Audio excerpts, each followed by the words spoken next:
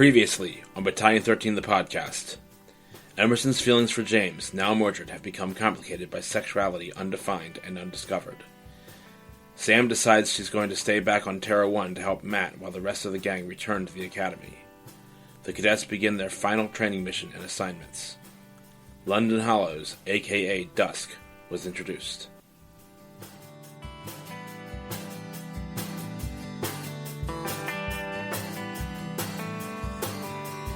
Welcome to Battalion 13 the podcast, episode 11.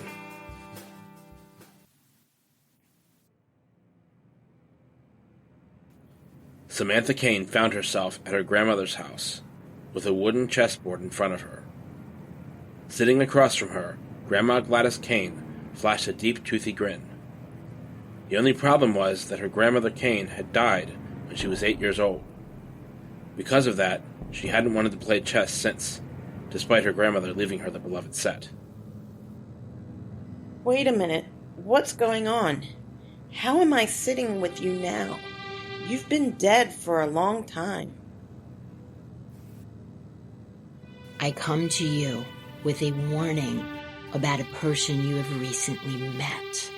Do not trust Christopher Davidson.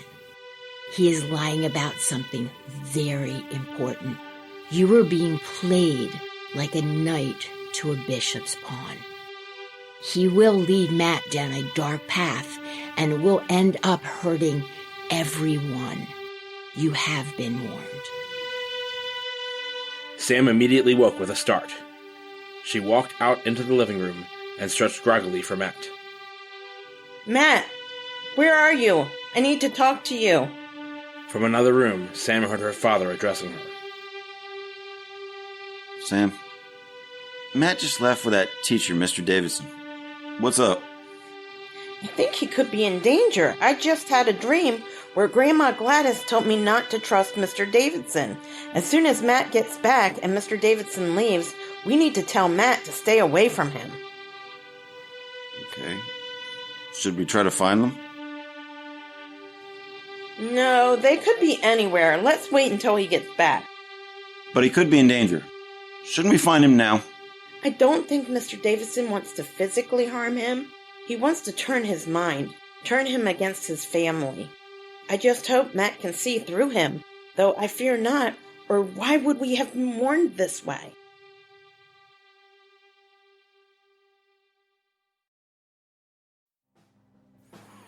My army, look at you. Soon we storm Academy and sup on their pupils. It is unlike Angel Cross, not regular stupid humans. These are scions, so train we must. Some have throw power like me and you. Choose opposite sex partners. Practice with partner. Get them drink your blood. Make them thirst for you. Make them want your sex. While one vampire do this, other vampires raise mind shields. Build castle in your mind. Place weapons to protect Thrall from entering mind. You can stop passion. It is difficult. Emerson stopped speaking out loud and instead brought his thoughts back to his dream of Mordred. The desire he felt made his body stiffen with forbidden craving. Thoughts of shame and anger burst forth. No! Emerson quickly realized that he had spoken his frustration aloud and needed to return to his audience. What are you waiting for? Get started on exercise! Wanna partner up? Sure, I could definitely use the practice. I have a few tricks I could show you.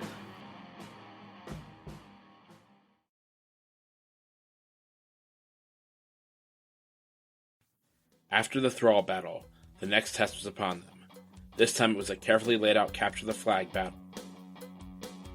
Each team was shown to their bases. Max's team was the blue team, and Darian's was the red team. Once they were at their respective bases, the game began. Ethan, Theros, Ada, I want you to stay here and guard the flag. Don't let anyone get it. Just disable them. We don't want to cause any injury. Theros grinned because he knew Darian was talking to him specifically. Cynthia, Jesse, you're with me. I don't know what use I'll be out in the field, especially since I'm only human. Why not use that? Darian pointed to Jesse's robotic suit. How'd that get here? Still, it might come in handy. Jesse got in his suit and powered it up. He began walking in it, trying to get used to the sensation of how it felt to be walking within it. We got about 5 minutes to get used to that thing, or we leave it behind. I think I can get used to it in that time. Well then, let's get going. I think that's my line.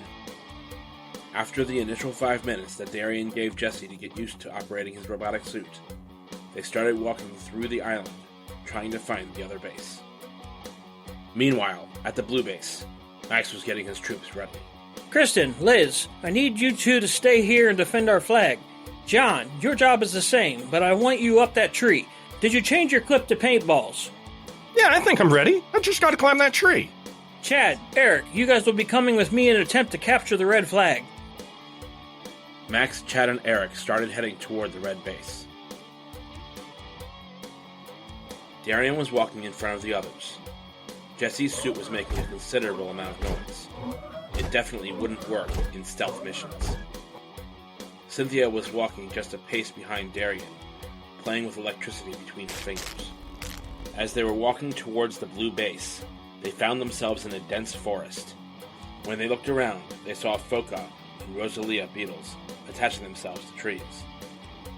The vibrant turquoise shells of the Rosalia beetles complemented the tangerine color of the Phoca.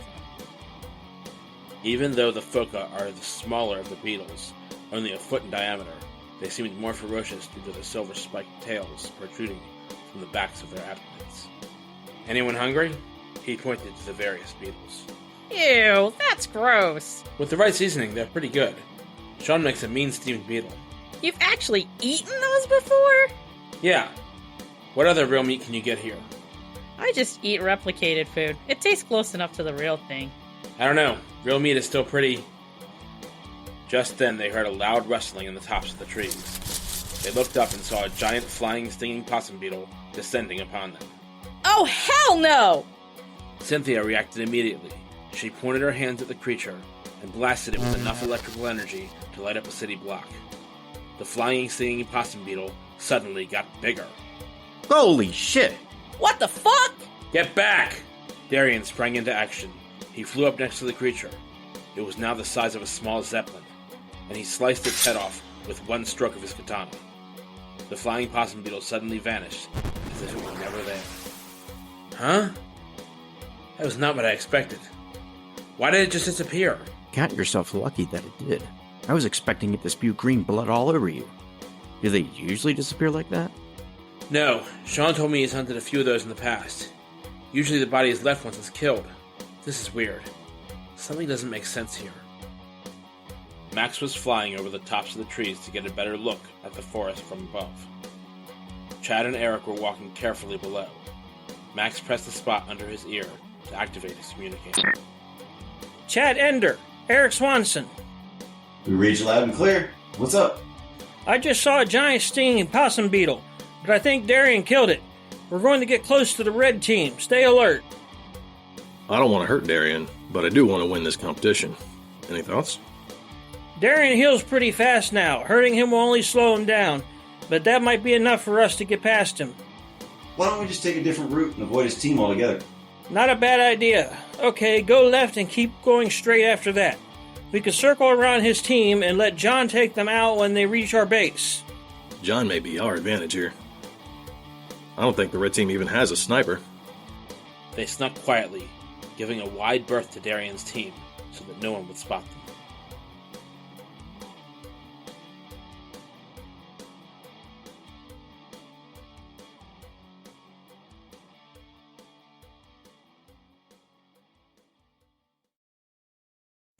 Under Nightmare's instruction, Dominator gathered her red beetles, with Red Beetle 1 standing at the front, alone. She noticed a large gap in one of the clusters of soldiers before her. She remembered the fight with the Squid Demon and the failed attack on the Academy. Her army had diminished significantly, and it looked like another failure on her part. To her, it felt as if she couldn't sustain an army. Her soldiers were dropping like flies, and it was all her fault. A silent rage boiled inside of her at the idea of yet another lecture from Nightmare on her failure or irresponsibility in proper army regulation. She needed more soldiers. She needed a larger army, and she needed it now. Red Beetle 1? Yes, Madam Dominator? There's so few of you now. Can you fill in those holes? What holes? Those holes. She grabbed him by the top of his head and turned him toward the empty gaps in one of the squadron clusters. I'm feeling rather OCD right now, and I need them to be filled. Gather some more foot soldiers to fill them. Red Beetle 1 began counting the soldiers and then rearranged their formations so that there were no holes, but no increase in numbers. Dominator tapped her foot impatiently as she watched. Is this more pleasing to your eye, madam? No, I liked it better the other way. There's so few of you now. Smaller squadrons aren't that effective anyway. But madam, I can't just go get bodies to fight. You can't just... I can do whatever I want. I am a higher rank than you. I am stronger than you are. I am your superior. Madam, my people aren't replaceable. Yes, they are. Your soldiers, pawns, lives meant to be wasted when necessary, when I demand there's a situation to waste them. And with how many that have been wasted already, I can't spare any more. I need... You don't need anything. You just want and take. Don't abuse the power you've been given. You saved us, remember? You brought us here. And we're all aligned to you. Even my best friend, my strongest warrior, died trying to obtain your vicious pet. Even more of my brothers died at the attack on that stupid academy. We grieve. And we grieve every day. And without heart, without soul, you take more of us out, and fewer of us return each time. We all have to bury bodies. We all bury the bodies of our family and friends at some point. We lose everything. That's what it is, being a warrior, a soldier, and part of an army. Even soldiers have rights. Nightmare is a proponent for the rights of my kind. I support him wholeheartedly. I may have to report some injustices on your part because you cannot just heartlessly replace my people for your stupid desires and stupid... You're right. Absolutely right. I'll rethink this. Really? Thank you, reasonable madam. No! Why would I rethink this? Don't blame the attack on the Academy on me. Nightmare commanded me to do it. Commanded all of us to go through it. If you want someone to blame for the death of those of your kind, it's him. I never planned to lose any soldiers. Still, we are not replaceable. You are. And as far as this crusade that Nightmare is on, you have no rights. Not yet. And if you report me, I'll cut each of your tongues out and shove them down your throats. Am I clear? Perfectly, madam. Red Beetle 1 looked down to the floor and shied away. He seemed afraid of her now, something she wasn't used to seeing him feel, at least not towards her. She thought about what she'd said. She also mourned her own daughter's death. She buried her child in her heart, in a shallow grave. She tried to stay stone cold about the situation with Red Beetle 1, but she felt sympathetic, maybe even empathetic to his plight. Red Beetle 1. She called after him as he walked away to go follow her orders. He stopped and turned to face her. Yes, madam. This time, she approached him. You are my most devoted soldier. I don't know about that, madam, but I will fight for you. You love your people very much. Yes, of course. Please, Where is this going? I've been insensitive to your grief, and I'm quite sorry about that. I do need more soldiers in my army, but not just to fill in the holes in a cluster. I'm aware that your numbers have dropped, that you've had to bury your loved ones. I'm truly sorry. Red Beetle 1 began tearing up.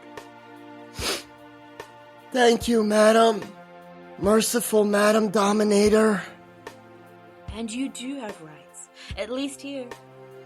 I know that It's okay. Racism is a long, hard-fought battle that isn't easy to overcome. No matter what, or where, or when you are. It takes a long time to adjust to new concepts. Generations long. Please, get more soldiers, so that those who have already died won't have died in vain. Thank you, Madam. I'll go do that. One more thing, though. In the future, there will be death. It's a fact of war. We have to accept that. It shouldn't have to be. Correct. So, how could we prevent this from capsizing our army? Our? Yes, our. They're your people under my command. Our army. Now, my question? Better planning ahead? Better scouting, more reliable and in-depth intel? They collaborated to create ideas for a better Red Beetle army, to save more lives, or in Dominator's eyes, waste fewer soldiers. Dominator and Red Beetle 1 then finished their conversation, and while Red Beetle 1 went to gather more comrades for the cause, Dominator stayed and trained the remaining army in combat. Dominator was unsatisfied with the results of her argument with Red Beetle 1. It was her army. She was the commander after all, but she understood the pain of having to bury a loved one, or someone precious. She felt remorseful for her harsh words, but if Red Beetle 1 couldn't cope with loss or commit to being a soldier, then maybe he shouldn't be one. She told him the cold truth, and he couldn't accept it. Perhaps one day he'll learn the nature of war, the hard way, and he really won't like the truth then.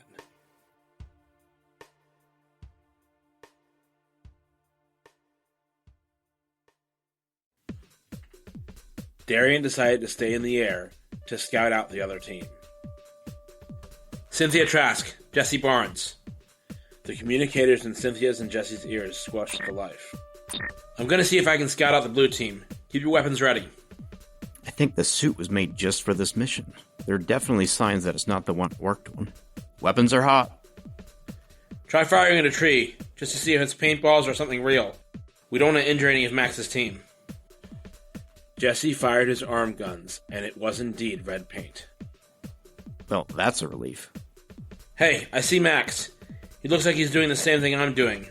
I'm going to hover lower so he can't see me. Cynthia, go right and try to intercept Eric and Chad. I'll take care of Max. Jesse, your suit is making too much noise, so see if you can adjust some settings or something. There has to be a stealth mode. Understood. While Jesse was fiddling with the settings of his suit, Darian flew low between the trees toward Max. He drew the pistol at his side that was loaded with red paintballs. Max couldn't see Darian, so he had no idea that Darian was headed his way. I'm gonna fly towards the red base to see if I can get their flag. Just remember to avoid Darian at all cost. Suddenly, and without warning, Darian was right under Max. He aimed his gun and fired. Max saw the paintballs whiz by him. Oh my god! We've been discovered! Keep your eyes peeled for the red team! Max drew his sidearm and started firing at Darian. Darian dodged the paintballs and fired back, this time from behind the top of a tree. Max phased so the paintballs went right through him. Meanwhile, on the ground, Chad and Eric saw Cynthia coming toward them. She blasted a tree, and it fell over, effectively blocking them from getting any further toward the red base. She drew her sidearm and began firing paintballs at Eric and Chad. Chad was caught off guard and was hit with a red paintball, right in the chest. Aw, man. I guess I'm out. I'm gonna head back to the blue base. Eric was not caught off guard. He aimed his gun at Cynthia and fired. Cynthia used her electric blast to neutralize the blue paintball, and it disintegrated. She raised her weapon again and fired at Eric. Eric shot at the red paintball and watched it also obliterate. They were too evenly matched. They nodded at each other and both continued along the path to the other's base. Give it up, Darian! You can't dodge these things forever! No way, Max! I know I can get you! They continued to fire at each other while dodging the other's paintballs. Meanwhile, back at the blue base, Kristen and Liz were waiting for the red team to arrive. They had their pistols at the ready. So, Liz, how are your scars healing? They're getting better. Kristen noticed that Liz kept looking up at John in the tree. So, you and John? I don't know, maybe. I could see it. I mean... They heard footsteps in the grass and leaves crunching under feet. They aimed their weapons at the disturbance. We hear you. You might as well come out. Don't worry, it's just me. I gotta head, I'm out. Aw, what happened? Cynthia shot me. I was totally caught off guard. Don't worry, you did really well in the dreamscape. I'm sure they'll take that into account. I guess. There was another bit of rustling in the bushes. Eric, is that you? Nope. Cynthia fired her pistol at Liz and hit her square in the chest. She was out. Oh man! Come on, Chad. Let's go sit somewhere we can see everything. Yep. Cynthia fired another shot, this time toward Kristen. Kristen put up her shield, and the red paintball splattered against the shield. John saw all this go down, and was too late to help Liz, but not too late to stop Cynthia from getting the flag. He fired his sniper rifle, and the blue paintball whizzed by and hit the ground. This alerted Cynthia to John's position. She immediately fired her gun at John and hit him in the leg. John fired again. This time Cynthia fried the paintball with her electrokinesis. You're not gonna hit me! John jumped down from the tree and fired again at close range. Cynthia dodged the paintball and punched John in the face. This knocked him down. She then fired her sidearm at him and hit him in the goggles. He was out. Kristen was the only obstacle left between Cynthia and the blue flag. Come on, Cynthia! There is no way you're getting past my shield! Cynthia thought for a moment, and then fired her electrokinetic blast at Kristen. Kristen's shield blocked it. They kept firing at each other, but no one was getting through. They realized that they were too evenly matched. You're right, I can't get past you.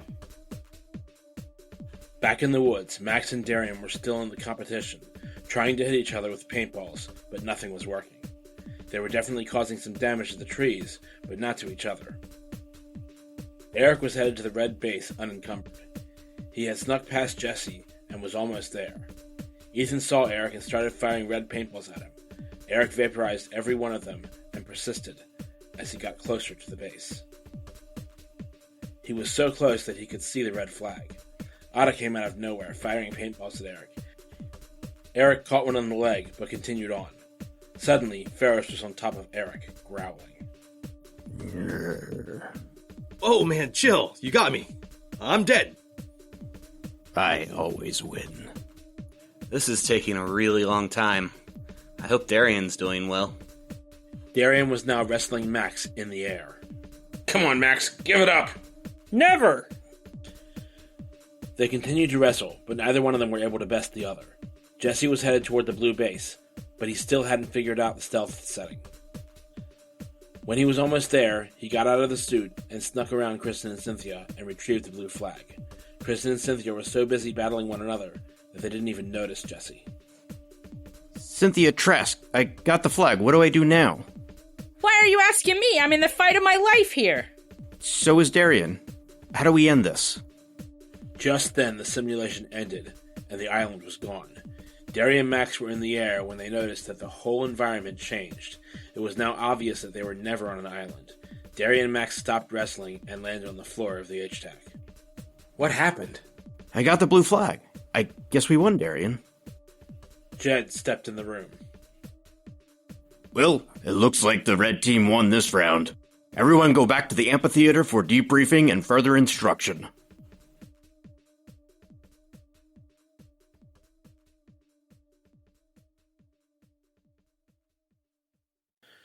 Nightmare prepared to gather his leaders in the war room of Renegade headquarters for the next part of their strategic plan.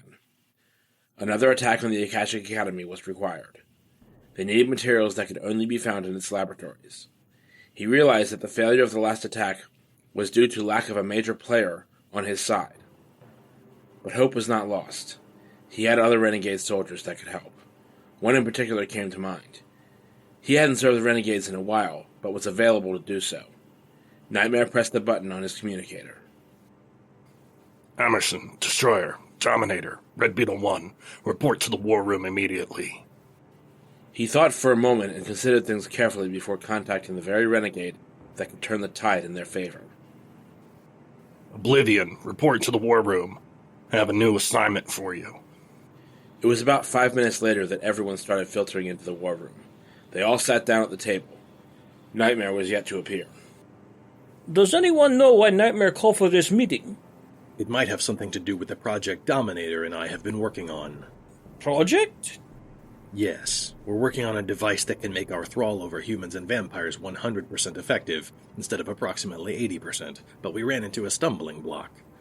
We're missing 3 essences needed to complete the device. We still need Alice Flower, Timor Juice, and Blitzenast. That could be it. I do hope he's in a better mood. Just then, Nightmare entered with a man in all black. He had black hair slicked back on top, and the sides of his head were shaved.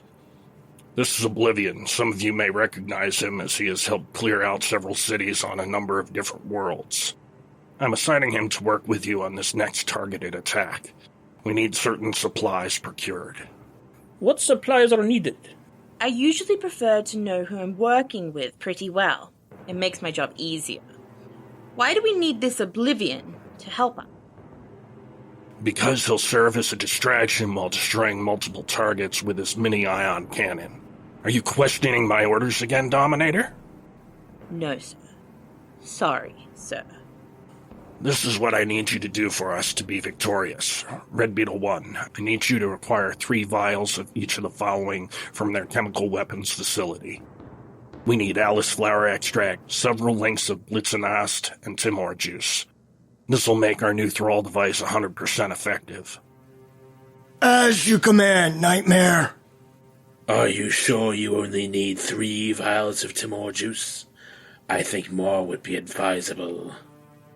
Nightmare considered carefully. Maybe get 6 of the Timor Juice vials, but 3 of each of the other elements. Transporting these essences is hazardous. We only want to transport what is required. Emerson, take Mordred and tell him to target Jake Madison. If nothing else, I want him turned as soon as possible. He'll make an excellent vampire under my thrall to train me in my new abilities. Yes, I will take Mordred to first assignment. I would also like to take along Zelene as she is coming along nicely as well. Between the 2 of them, I think we can get job done. Very well. Dominator, I want you and the Red Beetles to kill as many students as possible. Using our retrieval device, we can bring them back, and they'll be ours to command as an undead thrall. This will thin their ranks and build ours at the same time. With pleasure. Red Beetle 1 and I could use more foot soldiers. We will enjoy this spree. Dominator winked at Red Beetle 1, and he unwillingly blushed in return. What more do you need from me, Nightmare? Your job is twofold. You will serve as a distraction by firing your cannon at every building you see. Try not to disintegrate everyone. I just want you to cause a diversion. Been a while since I used my cannon. I look forward to this type of massacre. Last time, we had the shield down. How will we get through this time? Good question. Here's the answer. The homing beacon that Jesse Barnes was hypnotized into putting into place can lower the shield by emulating a dorm building arriving from another dimension. This will give us a 10-minute window to get in and out. This will be a quick mission. Do as much damage as possible after you have secured the essences, but get out quickly. Any questions? No one made a sound. Dismissed.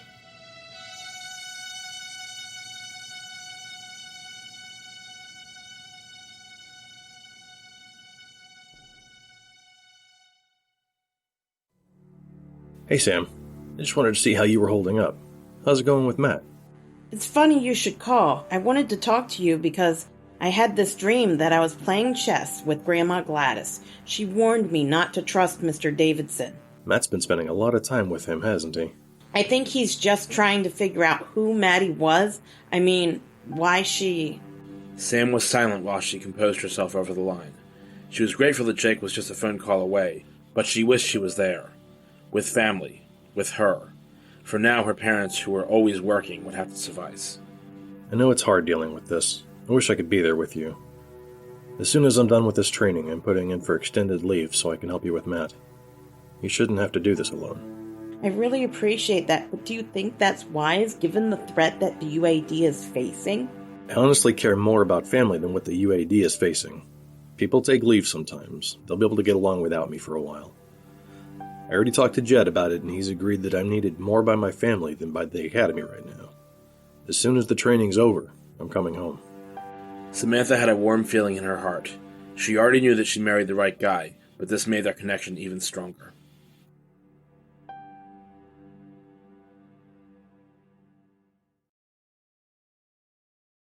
I had no idea you would score this high on your Order of Magistrate exams. What can I say? I take academics very seriously. I'm sorry Sam could not be here to finish up your training. She decided to stay with her family as they grieve for her sister. I get it. Maddie was sort of a friend to me too.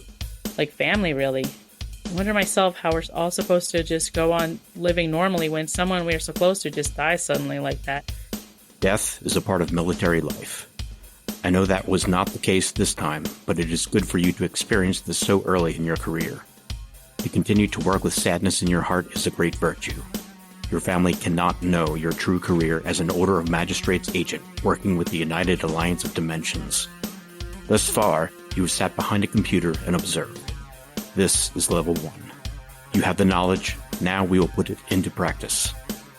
I'm ready, and I understand, Agent Pierce. What's next? Investigating, in-person research, and some minor combat if needed. We will create a new persona for you, and we will begin collecting artifacts and clues to help discover more information about our enemies.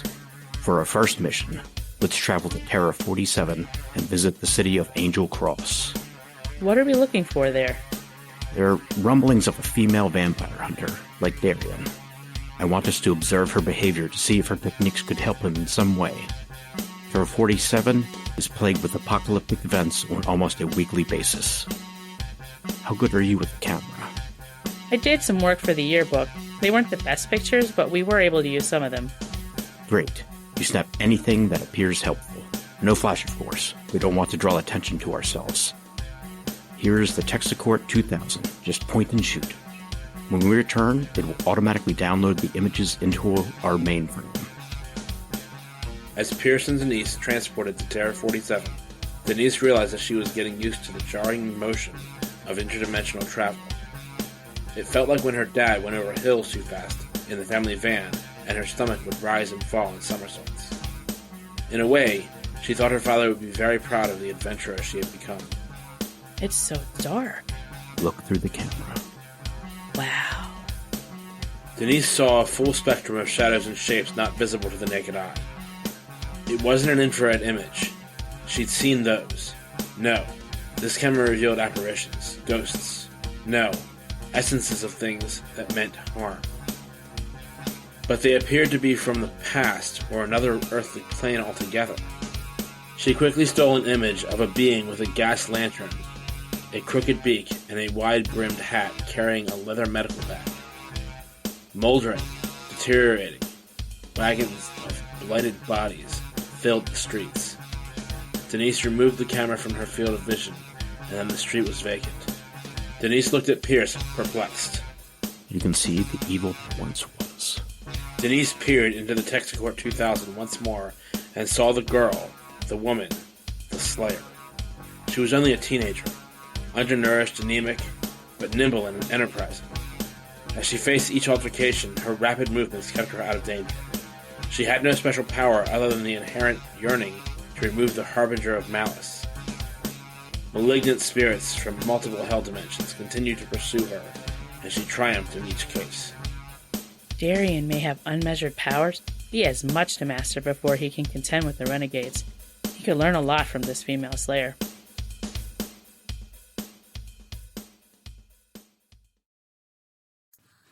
Mordred came to the academy through a separate rift far away from the main attack group. He brought Zelene along, a youngling who had joined the same day as him, as Emerson had suggested. She was tall for a woman, with brown hair tied back in a loose ponytail. She wore all black clothes, fitted closely to her body, and was pale as a ghost. Her face felt oddly familiar to him in a way, but he couldn't quite place the feeling solidly to anything. This is the same girl who saved him when Emerson was giving him his entrance exam, and for that he felt thankful. She seemed smart and fairly strong to complement her intelligence. Mordred didn't want to do this mission alone. He just had a bad feeling all around about it, and thusly he was glad for her company. They stepped through the rift onto the academy grounds. Mordred immediately spotted someone in the courtyard, walking with such velocity that their long red hair floated away from their shoulders. He assumed this was Jake, the man he would have to sire. He seemed to be trying to accomplish something as his gait showed purpose. He didn't seem to notice the rest of the renegades attacking the school, only desperate to achieve whatever goal he had in mind. Mordred hid behind a nearby tree and waited for Jake to pass by. The youngling hid nearby in case anything was to go wrong. As Jake passed by the trees in the courtyard, Mordred tried to tackle him and failed. This man dodged Mordred and attempted to defend himself, now on guard. What the hell are you? You're Jake Madison, right? Mordred stood up. And if I am? Then I have the right guy. He once again flung himself at Jake, throwing punches at him and trying his best to stop him from resisting. Damn. Why couldn't Kristen be here with her shield? Jake was getting tired from the skirmish. Kristen? You know Darian? His friends were here? No, I don't. Now fight me, asshole! Jake retook a defensive stance. Mordred got lost in his own internal thoughts, hearing his friends' names. If Darian or Chad or Kristen's associated with Jake, then what the hell are they doing? Will they kill me too? Would they? I'm still James. I'm still... He looked at his hands. He was Mordred, but he was still James inside too. He felt the conflict tear him apart inside, until Jake threw a strong right hook across Mordred's face. He was knocked back to the ground, stunned. What? Too afraid to face me now? Mordred took his new anger and used it to wrestle Jake to the ground, pressing his full weight into his back to keep him there. Jake had very little energy to fight back. For whatever this is worth to you, I'm really sorry. Darian was my friend, and I'm sorry. Mordred then tentatively reached his head down and bit into Jake's neck. He began drinking from him slowly and carefully.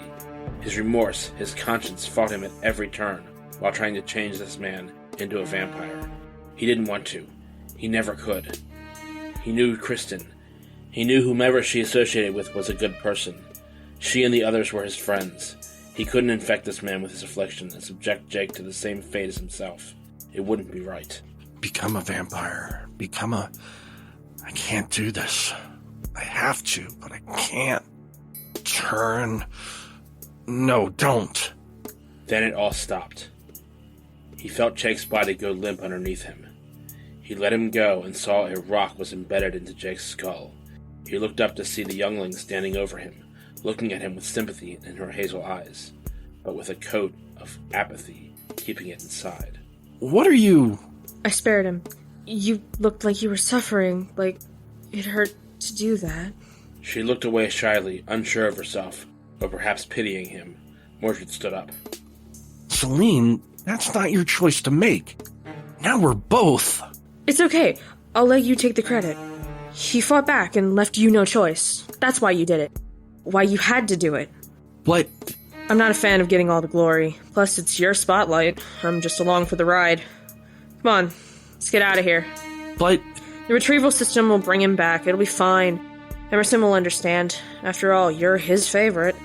Mordred looked back at the body. A tear fell from his eye. Knowing this man was connected to Darian, knowing he died and it would hurt Kristen, knowing Chad would miss this man, James was still human inside somewhere, and it unfortunately burdened him more than anything. Part of him wished he could just erase the pain and stop caring, but most of him didn't seem to mind. However, this guilt fell heavy on his shoulders, and it couldn't just be alleviated with ease. A new name doesn't change who you are or what you believe, and James felt every bit of sorrow for this man and for his friends. Come on, this isn't the time for regrets. Zelene pulled a rift open to the renegade base. Mordred stood up and limply followed Zelene through the rift, looking back at the body behind him one last time and thinking, I'm sorry.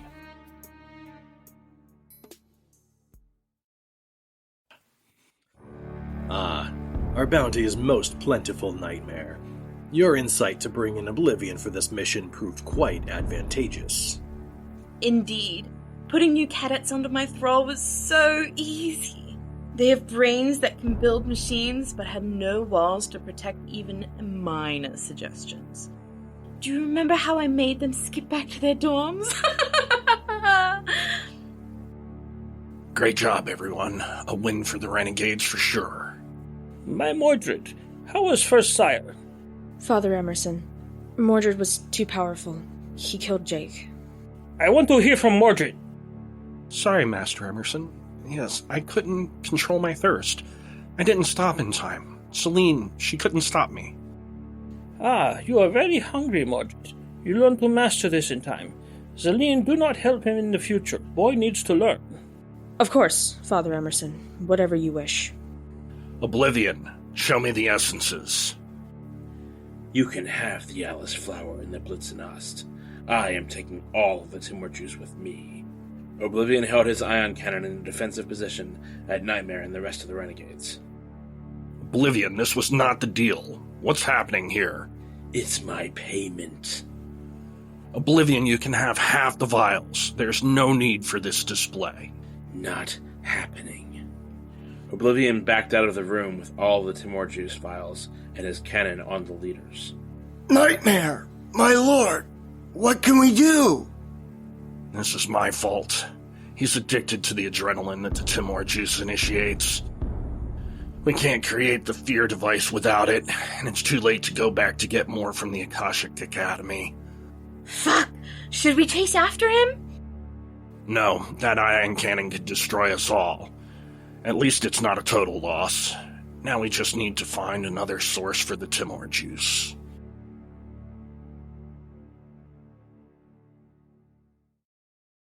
What is this place? The portal closed behind them. We made it. This is the place where worlds collide. Figuratively, of course. Then again, it may have been more literal in this case. There should be people, beings. Hell, there should be flying giant bugs all over the place, but... Jake stretched out his arms, indicating the quiet buildings before them. There's nothing. Not a creature was stirring.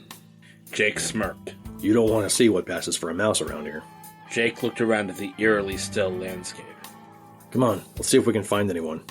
They walked through a grassy area towards one of the buildings, but Jake stopped before going inside.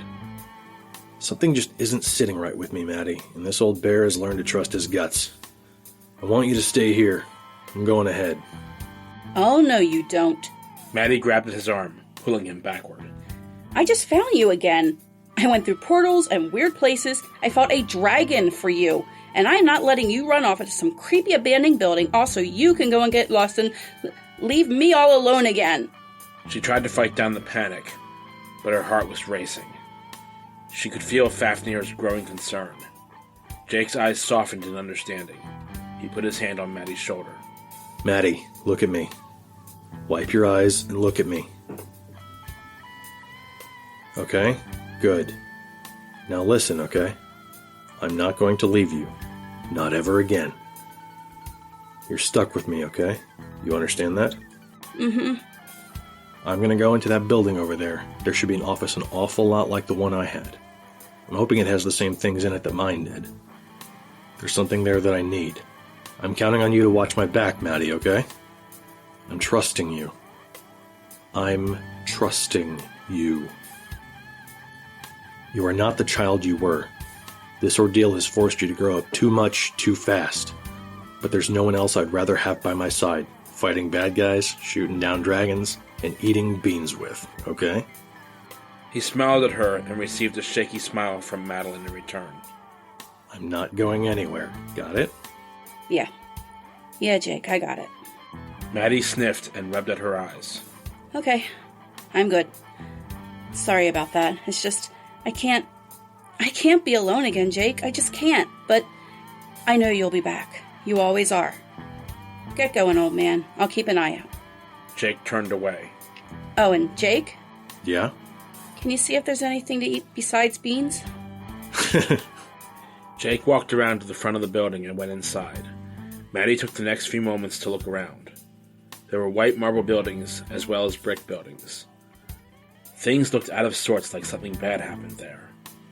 After 20 minutes had passed without Jake's return, Maddie began to worry. She had decided to follow him, but heard a sound to her right, near another building. Jake?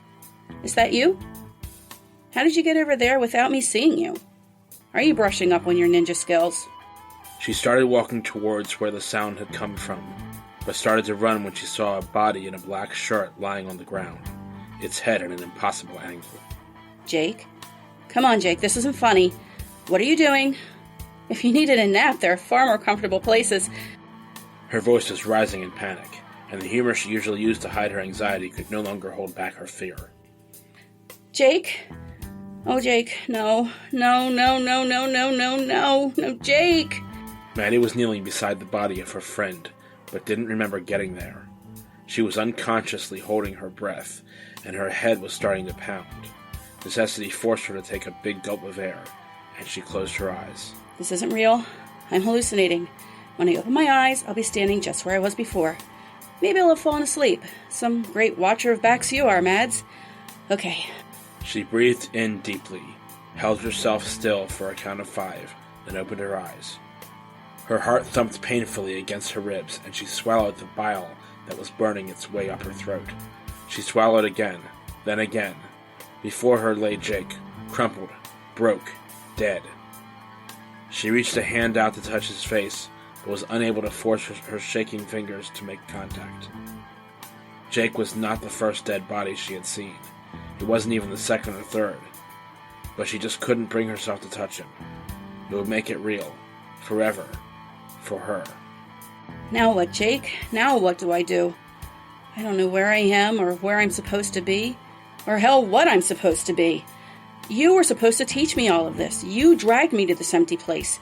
You were supposed to be here for me, but now you can't be because you're dead and I couldn't save you. I didn't know how to save you. I lost you. I let you go. I shouldn't have let you go. I should have listened to my gut, and this is all my fault. All my fault. My fault. Panic was taking over again, and Maddie scooted away from the body, placing her back against a wall. She started rocking back and forth, her hands over her eyes. She had begun sobbing and repeating. What do I do? What do I do? What do I do? Madeline suddenly felt someone touch her shoulder. For starters, you can stop hurting, my friend. Then after that, you can take a deep breath, calm down, and look at me. Maddie was confused. Was she hallucinating again? Had Fafnir started talking out loud? Why was his voice familiar? Ow! Her head hurt. She squeezed her eyes shut even harder and started rocking again, her head pounding, and there was a rushing in her ears, drowning out everything except that voice in her head that was telling her that she killed Jake. That it was her fault. Her fault. Maddie!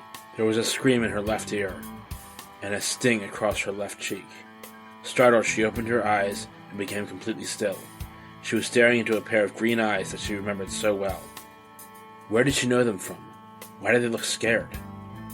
Why did her head hurt so bad? Jake? No, you can't be here because you're there. You're dead. I saw you. You went into the building, you left me, you went over there and you died. Poof, just like that. No, you aren't Jake. Get away from me, you monster. You killed Jake, didn't you? I'll murder you! She screeched and struck out with her right hand, barely missing his cheek with her fingernails. Her hand was caught in a fierce grip, and the thing in front of her said, First, gonna have to teach you how to land that strike. Second, I'm Jake, Maddie. Look at me, Madeline. Open your damned eyes and look at me. I'm wearing your brother's black shirt. Maddie had been looking, but her mind refused to accept what she thought was an impossibility. Then she remembered being in a house that wasn't hers, in a room that she had lived in, but yet she hadn't. Seeing eyes in a mirror that belonged to her, but maybe weren't hers, it clicked. There are others, Jake said. You said. There are other worlds, other dimensions, other us's. Jake had spun her around like a ballerina. It was her Jake, her Terra 2 Jake.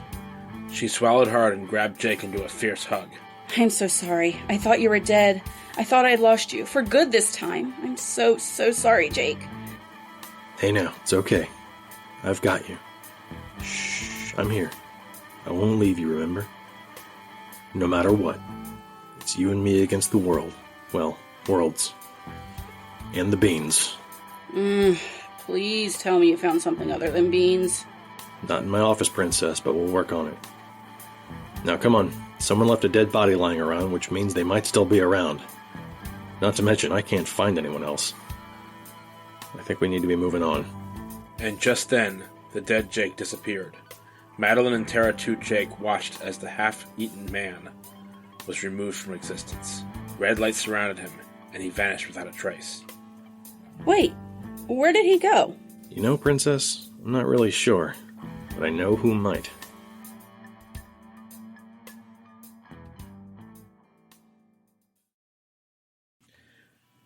As Maddie and Jake sped across the campus, they noticed that it was still forebodingly silent. There were no students, teachers, or anyone else around.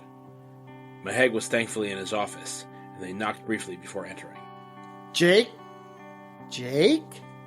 Oh, you aren't my... Yeah, I'm not your Jake. Your Jake just dissolved in thin air right in front of me. I'm sorry, there's something wrong.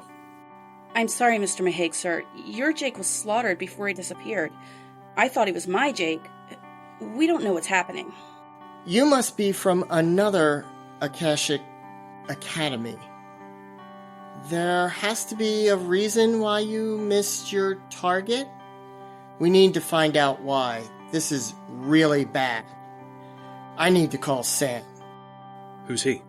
She was Jake's wife, and she's kind of in charge of this academy. Wait, my sister, Sam? Are you Madeline? Madeline Kaine? I want to say the one and only, but I already know that's not true. Well then, I guess she loses a husband and gains a sister. Excuse me while I make the call. Maheg pressed a few buttons on his desk phone. Hello, Eddie. What can I help you with?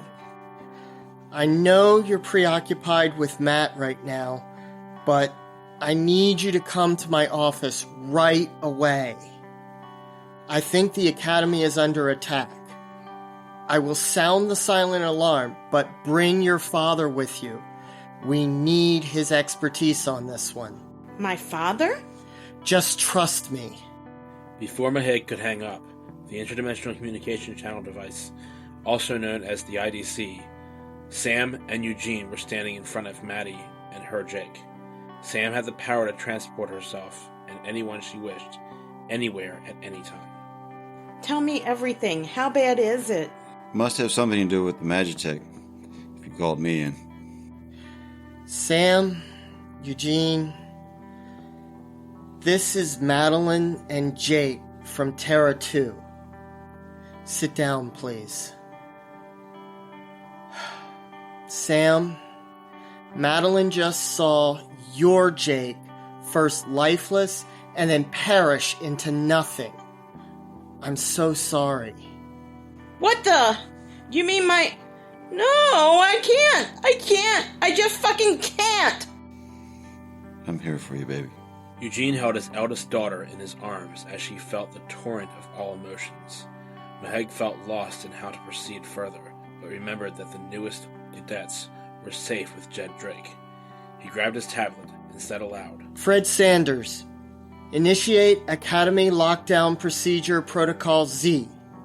Send a silent encoded message to Sean Kaine and Jed Drake.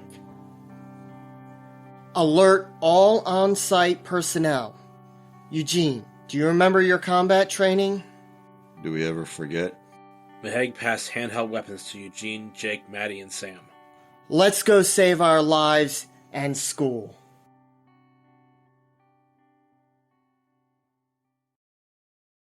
November 30th, 1995. In order to connect with you, my sister, I'm going to write my thoughts down here, in your diary.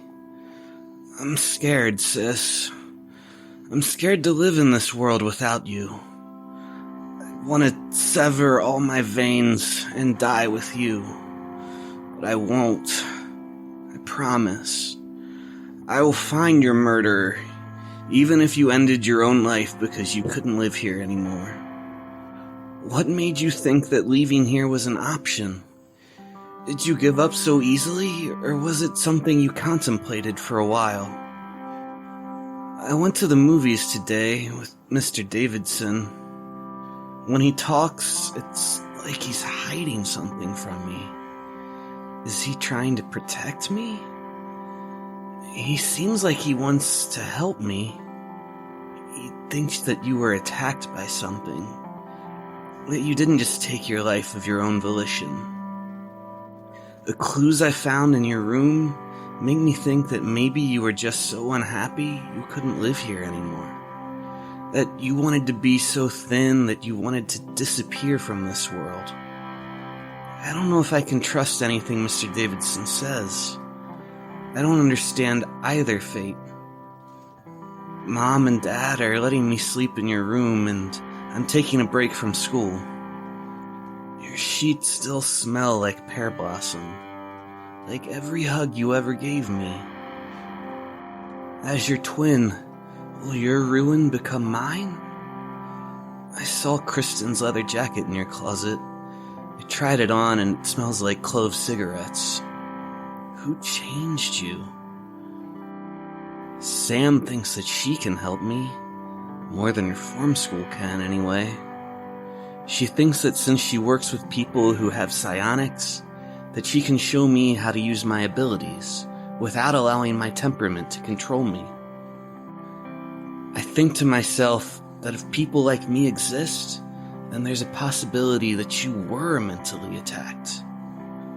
What else could cause you to go from the nerdy, loving, sweet sister I always knew to writing poetry with tortured passages? There's one line in your diary that keeps calling out to me. It was barely legible and almost didn't look like your handwriting. The scrawling, words that represented a battle, a fight for your life. In contrast to everything else written, it said, "I'm not ready to die. I promise you this, Madeline Josephine Kaine, that I, Matthew Nelson Kaine, will not stop searching until your cause is clear. I love you, my sister." Thank you for listening to episode 11 of Battalion 13 the podcast. Follow us on Facebook, Instagram, and Twitter at Battalion 13HQ. Email us at b13@battalion13hq.com.